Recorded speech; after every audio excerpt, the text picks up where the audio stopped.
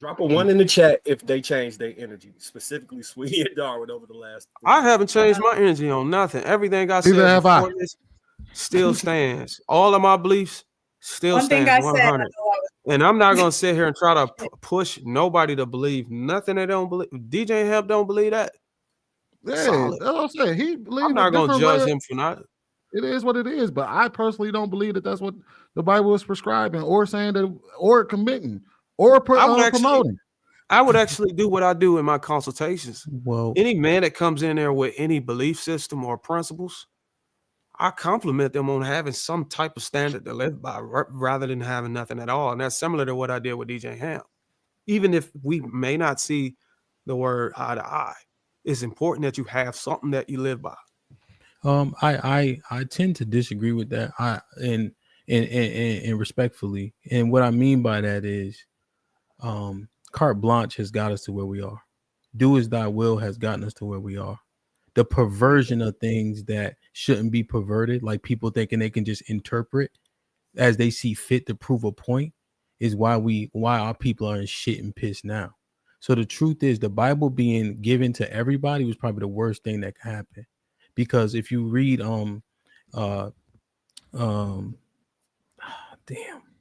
Nehemiah 8, right?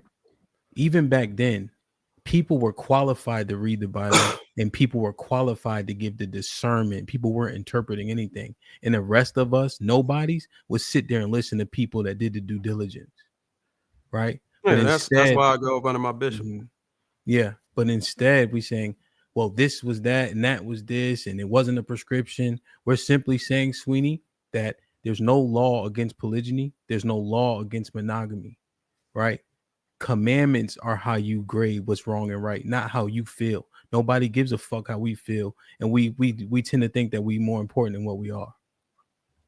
Now, to your point, Sweeney, 1 Corinthians 10 and 23 says, although it may be lawful, it may not be expedient, right? So there's no law against having multiple wives, but is it conducive to my success, right? That's more what you leaning on, to where does it make sense for me to do, right? In this day and age, I would argue I'm not sure, right? It's not for me. I considered it, but it's not for me. But it's not against the law if I wanted to do such a thing, right? We can't put that on people because that's not in the commandments. You know, biblically speaking. And that's my point. We're going to reach a disagreement. Yeah. So, Sweeney, I don't know if you're going to continue. Yeah, we can agree to You disagree. can if it entertains you. We can agree to disagree. Learn, or you want to learn new perspective, that's good. I don't agree with him, and I don't need to disagree. We read the Bible directly. No, I didn't say that you had to agree or disagree. I was talking specifically to Sweeney. Sorry. Because I'm not under the impression. I'm under the impression that Sweeney is trying to go word for word with you to try to convince you otherwise. No, and I'm simply saying that I don't. I'm fundamentally saying that I don't believe that's what's going to take place here today. Like I'm not trying to change his mind. But if y'all just get a kick out of going through everything, then that's cool. It's good to be able to see different people's perspectives, anyways. Yeah. So he says that there's that God doesn't find anything wrong with it. Hey, that's his interpretation of it. Be clear, right? I had to correct it for the 10th time. I didn't say anything. You're saying that the Bible doesn't say that. That's your interpretation of what the Bible's saying. The Bible says he was reading verses. Oh my God! All right, what up? You reading verses tonight? Yeah, I read straight verses. Wait, hold on, Hamp. Just because I will go back and study myself. Sure. I do that.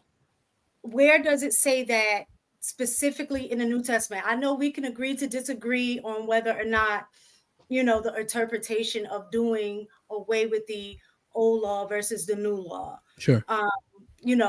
But for me specifically, I do follow that aspect of it. Mm-hmm. But I do want to know the scriptures that you said that were in the New Testament that supported the continual law of polygamy. Yeah. Polygamy specifically. So 1 Corinthians 5, Timothy 3, it just shows you kind of how he said he's specific with those men, And there's no law against it, right? The sexual immorality is Leviticus 18. So if you read, if you want to know laws about sexual, and if you notice, it don't say nothing about a man having multiple wives, right? That's why we read it. That's why all the prophets were able to have multiple wives, because they weren't sinning when doing so. Well, yeah, that's why I said. That's why I specifically said the New Testament, because I know things that were acceptable and okay in the Old Testament did not necessarily apply anymore to the New Testament if you were a follower of Christ. Like that what? Still does not mean that culture didn't practice it.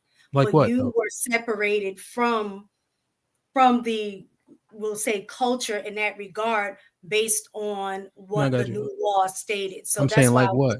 Like what though? Polygamy. That's what we were just talking about. What could you do in the Old Testament that was in the law that you couldn't do in the New Testament that was in the law? Where it talked about wearing different fabrics, eating different types of food, things like that, making sacrifices. Those are things that were done away with. So you didn't have to follow that anymore in the new law. Why? Because what Christians go by is basically what I was saying, that the old law are no longer applied with the new law. So when Jesus says, if you teach men the least, to break the least of the laws, you be the least in the kingdom, what laws would you say? Because remember, he said, not one jot or one tittle of the law be done away with. Remember, Jesus said that verbatim. So, the tittle is the period on the top of the I. So that small of the laws weren't done away with. And if you taught men not to keep the least of the law, you would be the least in the kingdom. So what do you surmise when Jesus is talking? I think that's the most important. I think Christians tend to draw everything. That's why I keep asking you, let me know. I know I won't be able to give you the answer here and now. Yeah. That's why I said, let me know so I can study for myself to be learned, not take your word for it. Yeah. Matthew 5. To learn for myself. Matthew 5, read that from the top. That'd be good. And then Mark 7, I think is key, because the Sadducees and Pharisees were talking about laws created by men, right? And Jesus is getting on their ass. He talking about, y'all niggas so busy trying to keep traditions of men. What about the traditions of the God, of Most High God? And the traditions of the Most High God would be his commandments, right? Because Revelations 22 and 14, the last chapter of the Bible says, keep the commandments. Right. So we just got to thoroughly read, because I think that we've been set up for failure with this. I can just repent and do as I please, Yeah, I don't agree with that either. Yeah. What is your thoughts on it's hard though. What is your thoughts on well, I think in Matthew, I don't know if it's in Matthews, when it was talking about adultery, because I know y'all did talk on adultery. What is your thoughts on looking at a woman with lustful intent? Is your sentiment still the same on it's got to be if he's just looking at a single woman with lustful intent or something is an adultery in his heart or something like that? Yeah, that's in Matthew 5 as well. When you get up to verses like 30,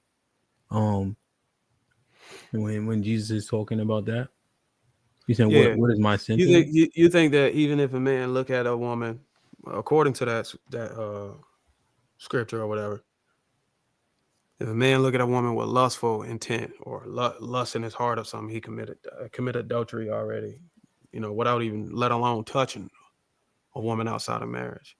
Mm-hmm. What do I think about that? Yeah, do you think it's any woman, or sort of like what y'all said earlier, if it's a wife? Yeah. So Jesus kept the law, and he told everybody to keep the law, right? He gave us a little bit of clarification. Like, for instance, you could divorce women for anything, but now the only reason you can divorce for is adultery. So let me ask you this.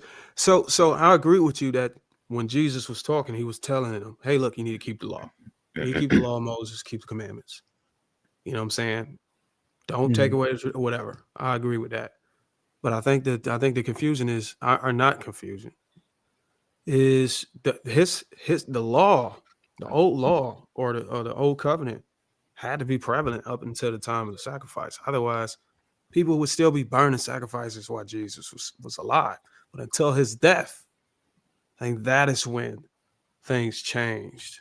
You agree with that or no? Because Acts is far after Jesus. right? Like Luke wrote Acts. Luke is the youngest, right? So if they were sacrificing in Acts, you were right when you initially said we can't sacrifice anymore because the temple is no longer there. So that part you 100% spot on, right? But Jesus kept the law, so we just keep the law.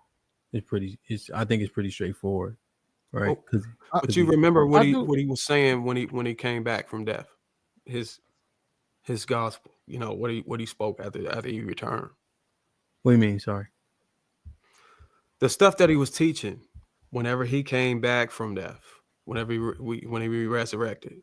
Mm-hmm. What stuff specifically he's asking? I'm gonna have to go to my Bible again because I'm trying to pull a lot of the stuff that I was studying off the top of my head, but Yeah. I'm just trying to remember. Because what I don't want to do is this what Jesus told everybody, right? Mark 12:29. He said, "Hear, O Israel." Right? Here's the 2 commandments. Y'all know this, right? Love God with all your heart, all your soul, all your mind. Y'all heard that before? Yeah. And then love your neighbor as yourself. You heard those? Mm-hmm.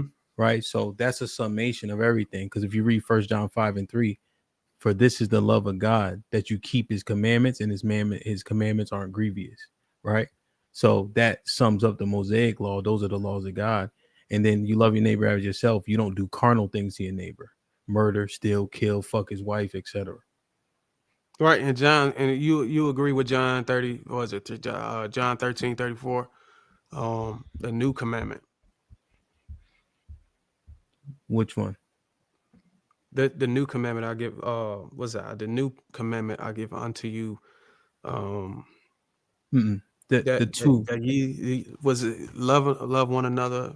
Yeah, that's Mark 12:29. So it's in Mark 2. I just like Mark because of how it starts out. But yeah, it says those 2. Love God with all your heart, and then love your neighbor as yourself. Yeah. So that summarizes all the commandments of God, because the love of God is to keep his commandments. So it's kind of, Jesus, that he was confusing at times, a lot of parables, a lot of riddles, Paul too. Even Peter says in 2 Peter 3, and it says, my beloved brother Paul, who was sometimes hard to understand. And a lot of Christians read Paul, but they never read the Apocrypha, so they don't understand Paul. Paul was a learned man. Peter's easier to understand it. He was a fisherman and a hood nigga. He said hood nigga. That Jesus told his disciples, if you don't got no strap, sell your clothes and go get one. Niggas was not playing. He was not playing. No, they was not playing. Because Jesus was an ugly nigga too. Isaiah 53, you know what I'm saying? Big black, deep voice, ugly nigga. Flipping tables, bring my enemies to me. I'll slay them at my feet. One nigga owed Jesus some bread, but he's like, Jesus, my fault. It took me so long because you an austere man. So he was cold, strict in manner, unforgiving. That's Luke 19:21. See, everybody look like us in the Bible, bruisers. So what you think? This ain't nothing new under the sun. I hear you, dog. They was getting it popping. What made you come over here? I ain't never. I mean, what? I don't think I've seen you pull up over here before. Me? Oh, you came over here before. Yeah, you've been over. I think this is the first time. I think it's the first time I was here when you pulled up. The first time I was ever on the panel. Requested him just now. I was the moderator. I just requested him. Wait, call reinforcements. Hold on, wait. You know what though? Here's the funny part though. I will say this: even if we accept DJ Hamp teachings today, right, and how he described the Bible, that still does not support what we was prescribing young men to do 3 or 4 King Talks ago when we were talking about going out there and soiling your role. That's not the argument of this. No. Wait. I'm not telling you. I didn't even say you said anything. That still does not prescribe for people to operate and have sex and all of that and get your rocks off to prepare you for marriage after the fact. You're changing the argument. No, so was your argument that your son should marry a girl, marry the first girl that he had sex with, or did you say he needed to have a lot of sexual experience and then get married at 25? That's my argument specifically. So then what I was saying is that even if we accept what Hamp said, and we accept like wholeheartedly, like, all right, completely different conversations. These two completely different conversations. David, Marcus just said that even if that is the case, then we still cannot say that prescribing our sons to go out there and soil their royal oats and sleep with multiple women to be prepared for marriage with one woman is the right prescription. You are changing the conversation to try and get a win because you were thoroughly. Is that not what you said? You just Hamp. All right, hold on, wait, Hamp. Didn't I just say? What's your prescription that you were gonna tell your son to sleep with multiple girls to prepare him and then get married at 25? Say the Bible said to do that, Sweeney. This is why I'm not saying that. Let's hear what Hamp say. I just want to hear what he say though. I didn't say that. I said that even if that was the case, the thing that we still prescribe young boys to do would still be wrong. Okay. What you think, Hamp? Yeah, so that is we compartmentalizing, right? Yeah, that's what I'm compartmentalizing that one segment. Even if we accept the whole marriage thing. So are you admitting defeat on the first segment? We can address the second thing. I said I granted the argument. That's not admitting defeat. I granted his argument. So now, no, granting somebody's argument does not mean that you agree with what they said. His argument. That right. was the Bible's argument. It doesn't matter, bro. You're trying to. I'm not saying, bro. I'm not saying any of that. I said if we grant what he said, you're saying admit defeat as if I'm admitting that I believe that he's right. I'm just granting what he said, and I'm saying let's assume. I'm just. He never said it. Bro, you're grasping at straws right now, and it's okay. No, you are. All right, fair enough. You said so. Will you admit defeat? That's not what I'm doing here. So that's not the point. Okay, well then all right. So that's not the point. All right. So that's not the point. You said, "Will you? Are you admitting defeat?" The answer to your question is no. All right. You're engaged in biblical debate. Don't come to me. I never gave no biblical. All right. Fair. What I said was. What I said was I'm not a mom and I'm not a Christian. That's not my faith that I subscribe to. So when you get the citing it and getting on a high horse, I said Hamp knows more than both of y'all in regards to this Bible, which has been clearly fucking proved. Fair enough. Fair enough. No, when you ask me that question, do I admit defeat? No. However, let's grant the whole last part of the conversation as true. Let's just grant the argument. Even if that is the case, what we said that we would prescribe our sons would still be wrong. What was the prescription? So that the prescription was that they can't control their sons, so they would even to the point where Marcus specifically said that he would tell his sons to go out there and get as much sexual experience as he can before the age of 25, so he can know how to deal with women, and then he'll be prepared to marry at 25. None of the other men disagreed with his position.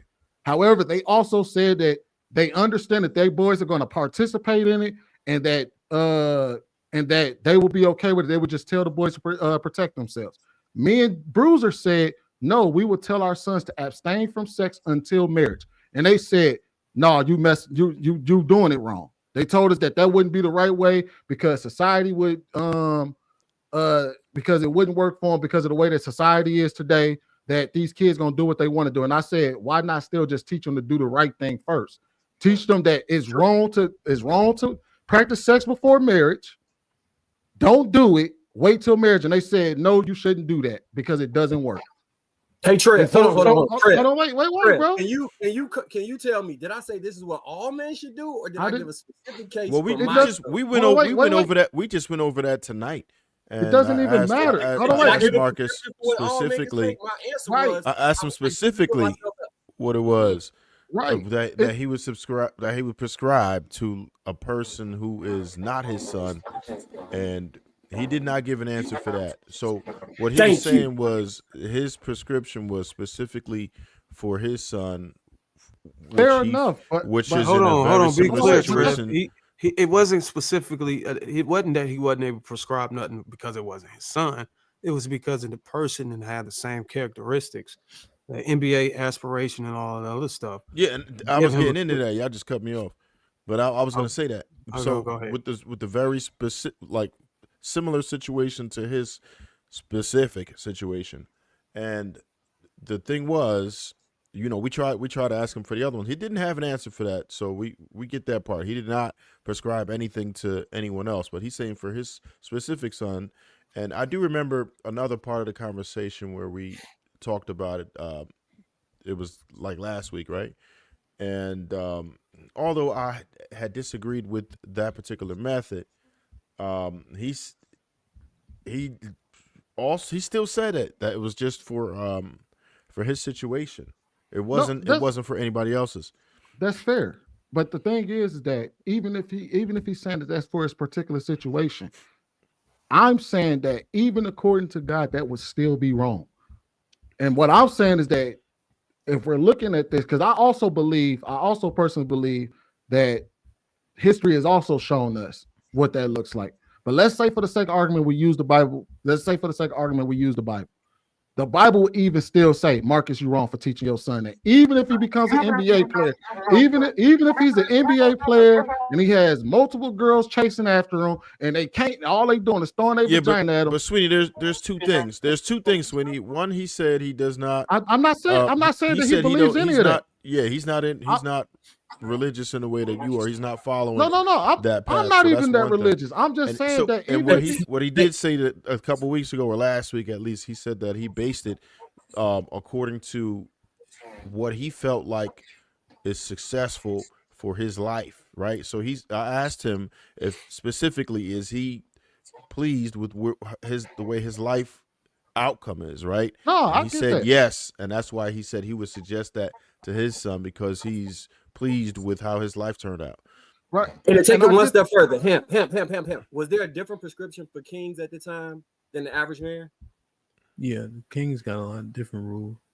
So, in a comparative state today, would an NBA player be more consistent with a king than an average man? If you had to use those two, then yeah, he would be upper echelon. If you had to actually. But even then, it still doesn't prescribe that. It still speaks actively. It literally says that you can't do that. It says you can't. Well, no, he just tried to use the he just tried to use the Bible again as far as the Bible and say, concerned. Right, but he just tried to use the Bible and say, hey, even in the Bible it said that kings would be able to do this, but even in the Bible it still says that it's wrong. I don't believe I don't think NBA players were on the level of kings in the Bible. If you knew what kings had in the Bible, bro, no. Yeah, the kings did a little Ray John Rondo. The NBA would be the equivalent of maybe a knight, potentially a jester. I guess because I'm a jester. I wouldn't even say Elon Musk is. I would say he's close, but not even that. Like, no, somebody can go. No, kings in the Bible, bro. Come on, man. Yeah, people generally didn't speak against the king either. So you can say super chats, man. These niggas just want to be able to sleep with as many women as they can and get away. It's sad that his secret weapon that he pulled out had to fall on his own floor at the end. No, that's not what happened.